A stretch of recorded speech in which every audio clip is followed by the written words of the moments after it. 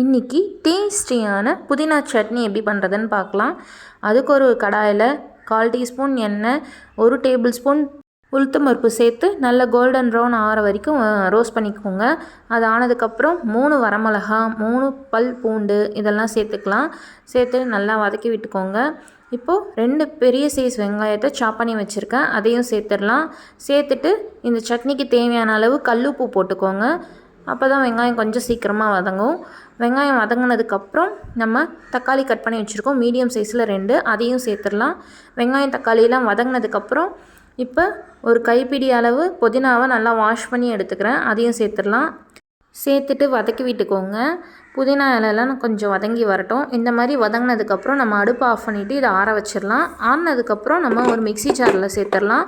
சேர்த்துட்டு அரைச்சி எடுத்துகிட்டு வந்துடலாம்.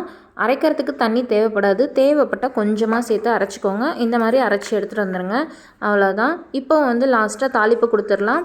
எண்ணெய், கடுகு, உளுத்தம்பருப்பு, கொஞ்சோண்டு பெருங்காயத்தூள். ட்ரை பண்ணி பாருங்கள், செம்ம டேஸ்ட்டாக இருக்கும். இட்லி தோசைக்கெலாம் அருமையான ஒரு சைட் டிஷ். தேங்க்ஸ் ஃபார் வாட்சிங்.